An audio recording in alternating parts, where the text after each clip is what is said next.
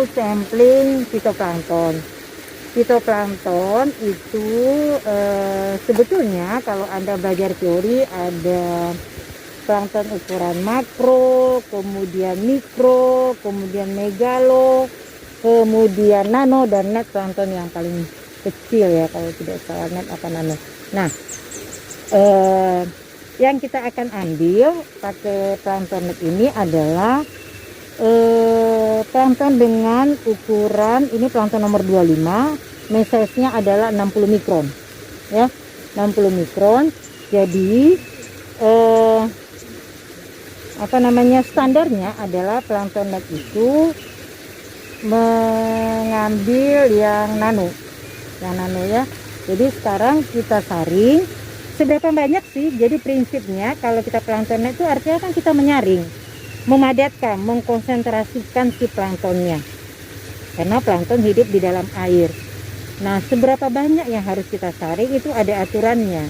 Aturannya adalah kalau perairannya miskin atau oligo, maka yang kita saring harus makin banyak. Minimal berapa? Minimal 100 liter. Jadi kalau dia oligo minimal 100 liter. Tetapi kalau dia eutrofik cukup 5 liter boleh kita saring ya. Kalau meso bisa Anda saring 50. Nah, dari mana kita tahu kalau oligo, meso, eutrofik? Itu baca deh. Jadi kalau Anda mau penelitian, baca penelitian-penelitian sebelumnya di daerah Anda mau penelitian itu statusnya bagaimana. Berdasarkan itu kita tahu seberapa banyak plankton yang harus kita saring ya. Nah, ini kita sekarang praktikum adalah di Waduk Fakultas Perikanan ya. Waduk Fakultas Perikanan karena kegiatan di sini relatif jarang, kita anggap oligo. Jadi kalau oligo berarti Anda harus saring 100 liter ya. Silakan. Nah, kita pakai ember ukuran 10 liter. Jadi kalau ukuran 10 berarti Anda harus menuang air dari ember sekitar 10 kali ya, 10 kali. Nah, supaya planktonnya beda-beda, ngambil airnya tuh tempatnya beda-beda juga ya. Jadi misalnya sebelah kiri, sebelah kanan, kayak gitu. Oke, sampai 100 liter.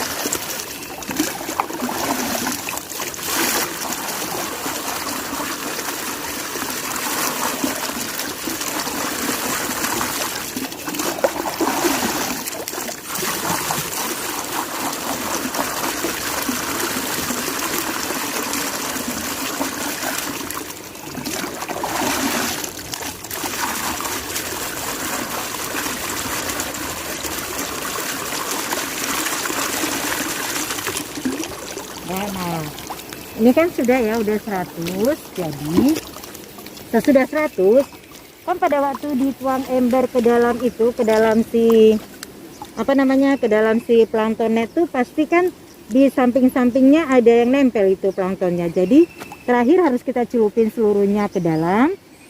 Kita celupin seluruh plankton net, terus kita goyang.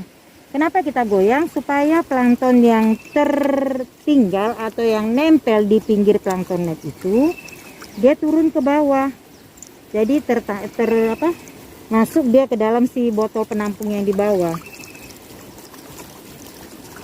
Di dalam air taruh Salidas. Nah, dalam air.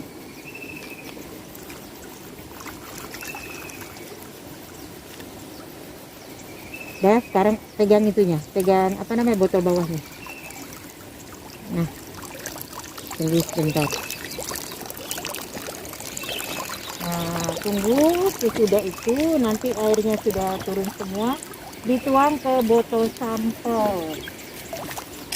Nah, botol sampelnya adalah botol kaca berwarna gelap. Kenapa botol kaca? Karena kalau untuk sampel fitoplankton kita mengawetkannya pakai lugol. Lugol itu rumus kimianya ada itunya, komposisinya ada I2, ada Ki, ada asam asetat ya. I2 itu kalau kena cahaya akan terurai. Nah, sehingga supaya dia tidak terurai kita harus simpan dalam botol gelap. Nah, ini sudah pakai botol gelap. Nah, kenapa harus kaca? Kan gitu. Kenapa harus kaca? Karena kalau pakai botol plastik, plastik itu akan menyerap I2 sehingga fungsinya sebagai pengawet jadi berkurang. Makanya kita gunakan botol kaca dan gelap. Nah, sekarang Anda tambahkan si lugol itu aturan yang normalnya, jadi kondisi perairan normal adalah 1 mili per 250 mg ya.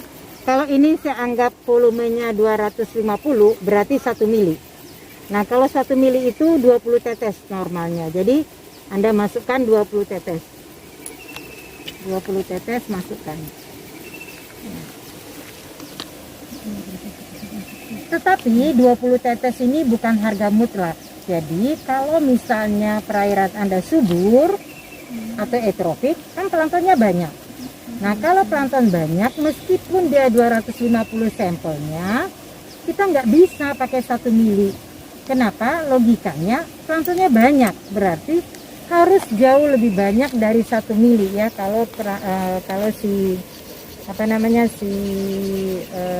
perairannya eutrofik. Nah, ini bisa Anda Anda simpan sampai bertahun-tahun tidak rusak. Dengan catatan suatu waktu kita kasih lagi lugol, tapi bertahun-tahun tidak akan pernah rusak kalau kita simpannya di botol kaca dan pakai lugol ya. Karena untuk fitoplankton pengawet yang terbaik sampai saat ini adalah lugol. Nah, lugol yang kita gunakan adalah lugol 1% ya. Keterangan tanggal, nama, kemudian cuacanya seperti apa, apakah terang, adakah hujan, gerimis atau apapun harus ditulis.